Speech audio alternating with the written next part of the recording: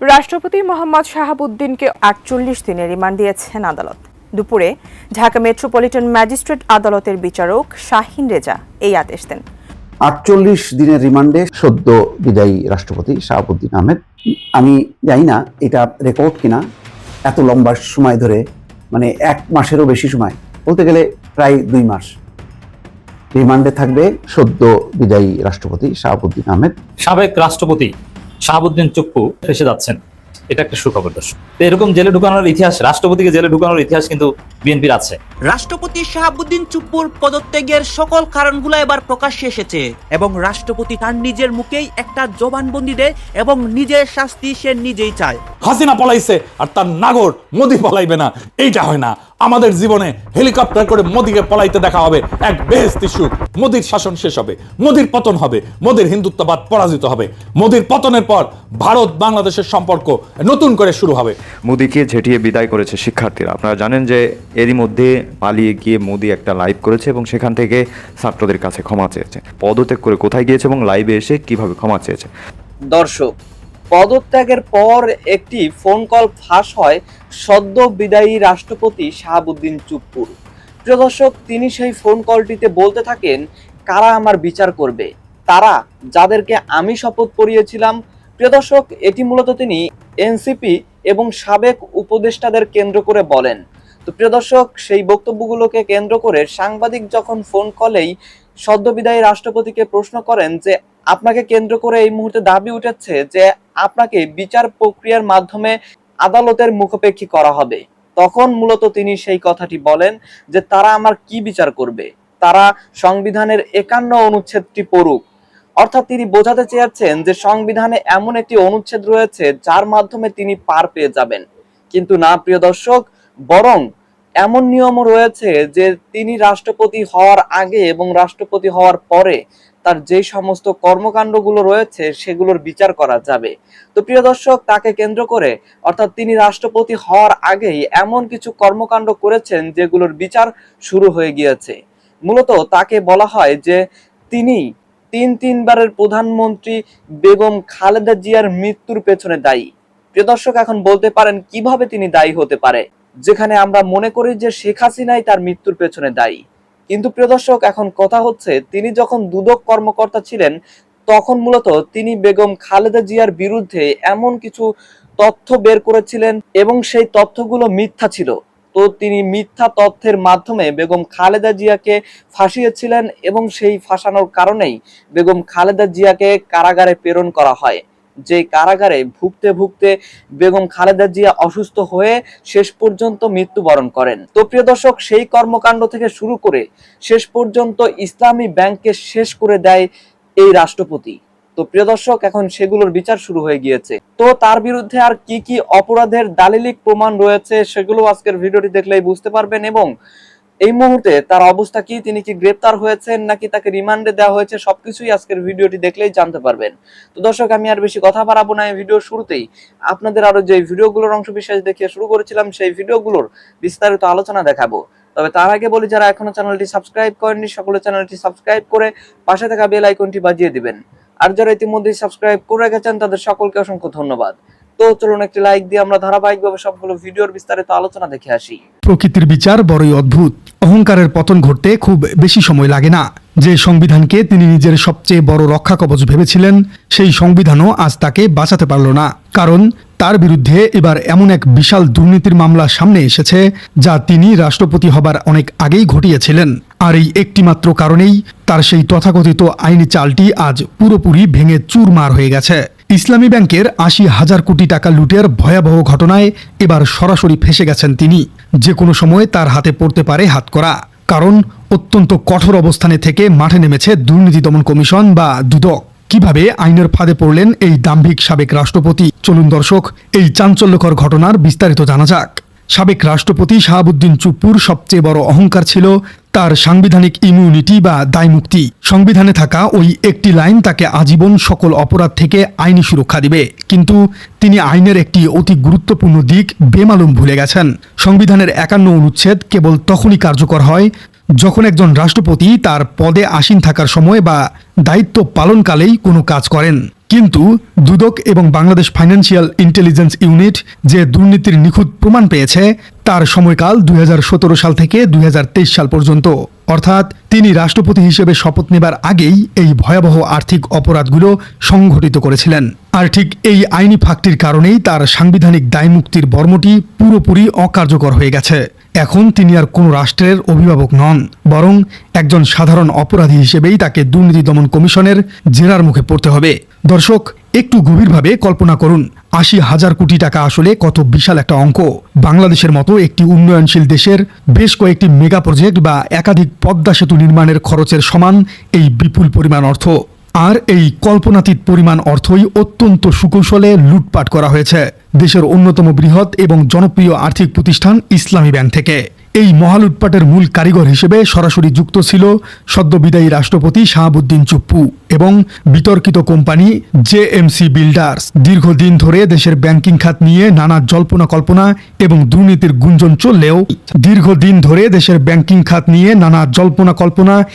দুর্নীতির গুঞ্জন চললেও এত বড় জালিয়াতির খবর আর কখনোই স্পষ্টভাবে সামনে আসেনি। সাধারণ মানুষের কষ্টের আমানতের টাকা কিভাবে চোখের পলকে গায়েব করা হয়, এটি তার একটি নিখুঁত এবং ভয়ঙ্কর উদাহরণ। দর্শক, এই ভয়াবহ দুর্নীতির গল্পের প্রধান খলনায়ক হিসেবে বারবার যার নাম উঠে এসেছে পতিত হাসিনা আমলের অর্থ পাচারের সবচেয়ে বড় অলিগার্ক বা মাফিয়া এস আলম। তার ইশারায় এবং সরাসরি মদদেই পুরো দেশের ব্যাংকিং খাত জিম্মি হয়ে গিয়েছিল। আর এই এস আলমের অন্যতম বিতর্কিত কোম্পানি হলো জেএমসি বিল্ডার্স। সবচেয়ে বিস্ফোরক ব্যাপারটি হলো এই কোম্পানির মূল মালিকানা এস আলমের হলেও এর বিপুল পরিমাণ শেয়ারের সরাসরি অধিকারী ছিলেন স্বয়ং মোহাম্মদ শাহাবুদ্দিন চুপ্পু। তিনি মূলত এস আলমের একজন অত্যন্ত বিশ্বস্ত ছায়াসঙ্গী এবং প্রতিনিধি হিসেবে এই কোম্পানিতে কাজ করতেন। জেএমসি বিল্ডার্স ছিল তাদের লুটপাটের একটি সাজানো মঞ্চ, যার আড়ালে কোটি কোটি টাকা পাচার করার বৈধতা তৈরি করা হতো। দর্শক, আপনি হয়তো ভাবছেন চুপ্পু তো শুধু একটি কোম্পানির সামান্য শেয়ার হোল্ডার ছিলেন, তাহলে তিনি কিভাবে এত বড় লুটপাটের সাথে সরাসরি অংশ নিলেন? এখানেই রয়েছে এই দুর্নীতির সবচেয়ে ভয়ঙ্কর এবং সুপরিকল্পিত দিক। এই ভুয়া কোম্পানি জিএমসি বিল্ডার্সের প্রতিনিধি শাহাবুদ্দিন চুপ্পু ইসলামী ব্যাংকের পরিচালনা পর্ষদে বা পরিচালক পদে বসেছিলেন। পরবর্তীতে তিনি নিজের প্রভাব খাটিয়ে পদোন্নতি পেয়ে ব্যাংকটির ভাইস চেয়ারম্যানের মতো অত্যন্ত গুরুত্বপূর্ণ দায়িত্ব পালন করেন।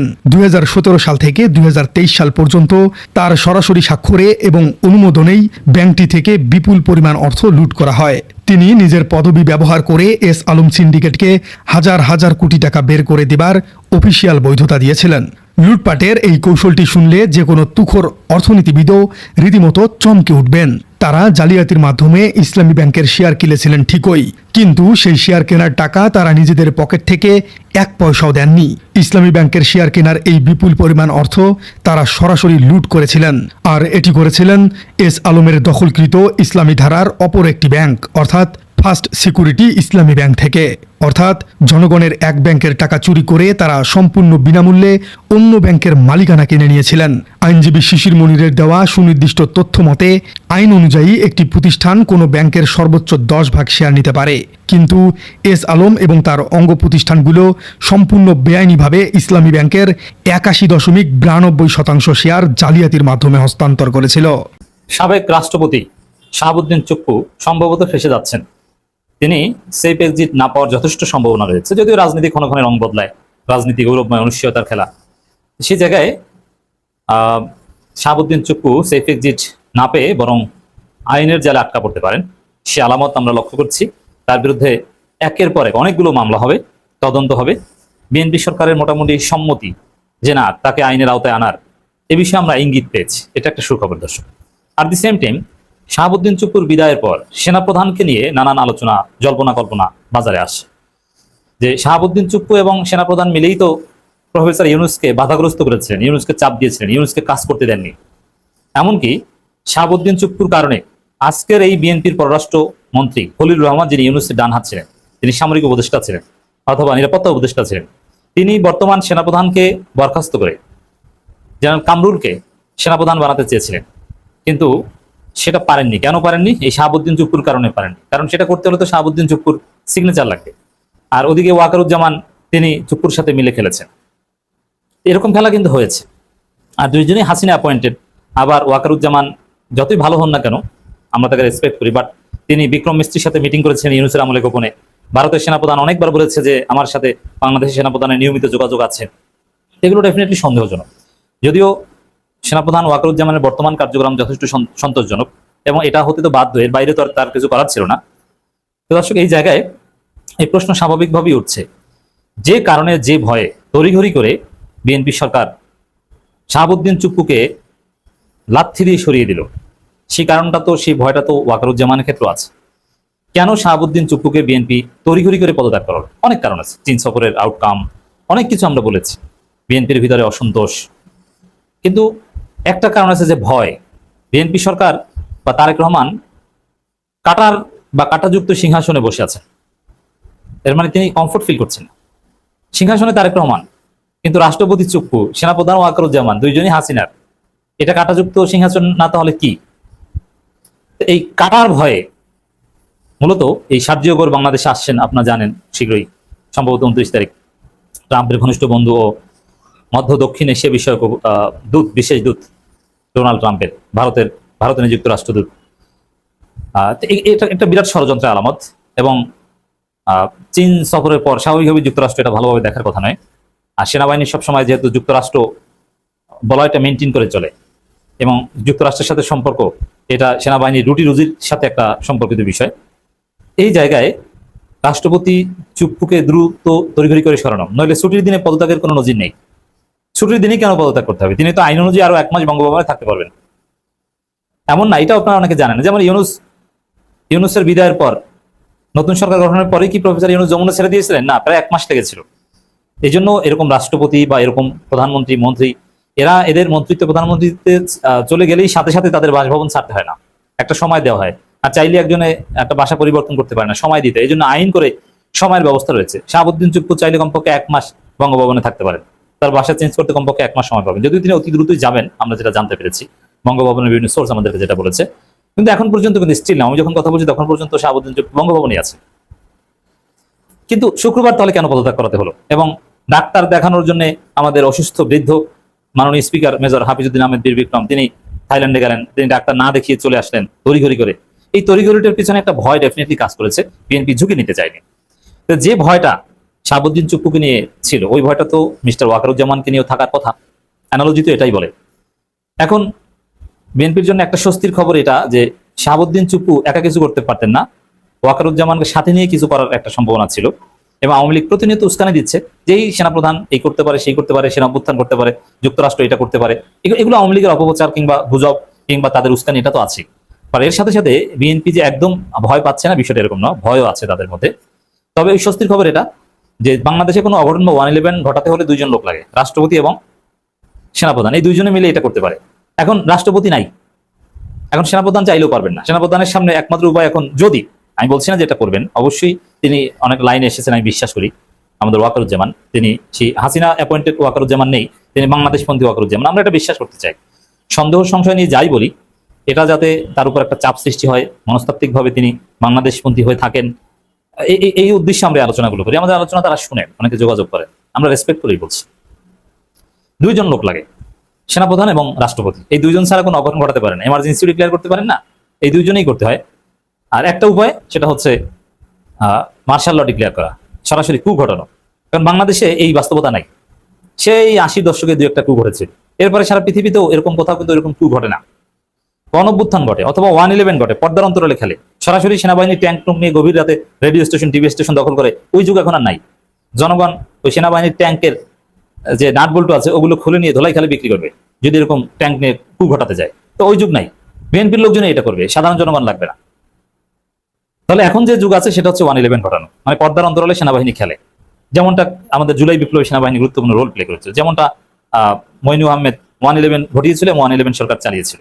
এইটা সম্ভব। তো সেই জায়গায় এটা ঘটাবে কাকে নিয়ে? চুপ্পু তো নাই। এখন সেনাপ্রধান যদি এরকম কিছু করতে চায়, 111 ঘটাতে চায়, মেজর হাফিজ কি তাতে রাজি হবেন? নেভার। এই জন্য বিএনপির জন্য একটা স্বস্তির খবর। অ্যাট দি সেম টাইম, যেহেতু যে যুক্তিতে চুপ্পুকে নিয়ে ভয় ছিল, ওই যুক্তিতে সেনাপ্রধানকে নিয়ে ভয় আছে। এবার আসেন যে শাহাবুদ্দিন চুপ্পুকে সেফ এক্সিট দেবে কিনা। না দেওয়ার সম্ভাবনা আছে, তাকে বাংলাদেশই থাকতে, তবে তার গ্রেপ্তার অ্যাজ ইউজুয়াল অন্য 10 জন ব্যক্তির মতো হবে না। আর বিএনপির ইতিহাসে আছে রাষ্ট্রপতির বিচার করা। জিয়াউর রহমান এসে খন্দকার মোশতাকের বিচার করেছে, এরপরে খালেদা জিয়া ক্ষমতা এসে এরশাদের বিচার করেছে, জেলে ঢুকিয়েছে। তো এরকম জেলে ঢুকানোর ইতিহাস, রাষ্ট্রপতিকে জেলে ঢুকানোর ইতিহাস কিন্তু বিএনপির আছে। এরপরে বি চৌধুরীকে ধাওয়া দেওয়া থেকে শুরু করে কি অঘটনটা ঘটিয়েছে, রেল লাইনের উপর থেকে দৌড়ানো, অনেক ঘটনাই আপনারা জানেন। তো বি চৌধুরীকেও কিন্তু কঠিন শাস্তি দিয়েছে। ইয়াজউদ্দিন আহমেদ বিএনপির আরেক রাষ্ট্রপতি, তাকে রাষ্ট্রপতি পদ থেকে চলে যাওয়ার পর কোনোদিন তাকে ওন করে নাই বিএনপি। রাষ্ট্রপতিকে বিচারের আওতায় আনার ইতিহাস কিন্তু সবচেয়ে বেশি বিএনপির আছে, অতএব এটা হতে পারে। আর যদি চুপ্পুকে সেই ব্যক্তি দেওয়া হয়, তাহলে চুপ্পু বিদেশ যেই বলবে যে আমিও পদত্যাগ করিনি, আমার আম্মু শেখ হাসিনাও পদত্যাগ করেনি, তখন তো বিএনপি বেকায়দা করবে। এই কারণে তাকে সেই ব্যক্তি দিবে না সম্ভবত। তাসের ঘরের মতো গুড়িয়ে গেল শেখ হাসিনার শেষ দুর্গ। বঙ্গভবনের সুরক্ষিত দেয়ালে আঘাত এনেছে প্রলয়ঙ্কারী রাজনৈতিক ভূমিকম্প। ভারতে বসে থাকা ক্ষমতাচ্যুত শেখ হাসিনা হয়তো স্বপ্নেও ভাবেননি রাষ্ট্রের সর্বোচ্চ মসনদে থাকা তার অন্ধ অনুগত শেষ মিত্রটিকেও এভাবে অপদস্থ হয়ে বিদায় নিতে হবে। শুক্রবার আচমকায় রাষ্ট্রপতি মোহাম্মদ শাহাবুদ্দিন চুপ্পুর ইস্তফায় রাজনৈতিক অঙ্গনে তোলপাড়।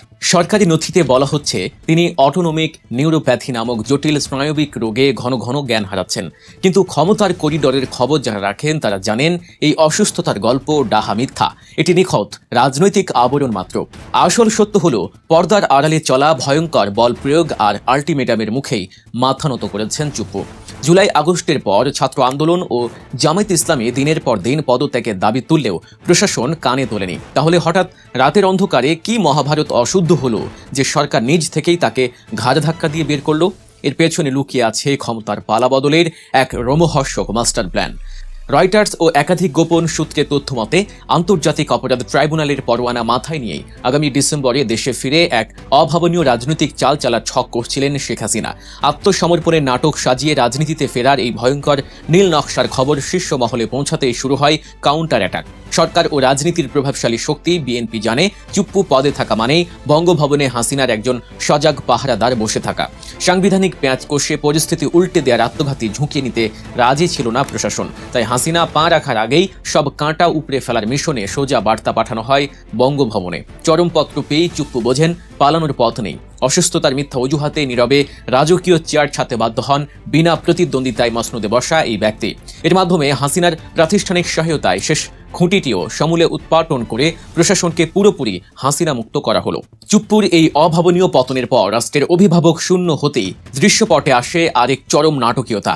সংবিধানের 54 অনুচ্ছেদ অনুযায়ী রাষ্ট্রপতির অবর্তমানে জাতীয় সংসদের স্পিকারই ধরবেন রাষ্ট্রের হাল। স্পিকার হাফিজউদ্দিন আহমেদ তখন চিকিৎসার জন্য ব্যাংককে ছিলেন। 26 জুলাই দেশে ফেরার কথা থাকলেও বঙ্গভবনের এই ভূমিকম্পের কারণে তাকে নির্ধারিত সময়ের দুদিন আগেই তড়িঘড়ি করে ঢাকায় উড়িয়ে আনা হয়। প্লেন থেকে নেমে সোজা ক্ষমতার কেন্দ্রবিন্দুতে তিনি। চুপ্পুর পদত্যাগপত্র গ্রহণের সাথে সাথে স্পিকার হাফিজউদ্দিন এক নিমিষেই পরিণত হন বাংলাদেশের ভারপ্রাপ্ত রাষ্ট্রপতিতে। নতুন কেউ নির্বাচিত না হওয়া পর্যন্ত এখন তিনি 18 কোটি মানুষের রাষ্ট্রের একচ্ছত্র অধিপতি। স্পিকার থেকে সোজা সর্বোচ্চ অভিভাবক হয়ে যাওয়ার এই ঘটনা বাংলাদেশের ইতিহাসে এক নতুন অধ্যায়ে জন্ম দিয়েছে।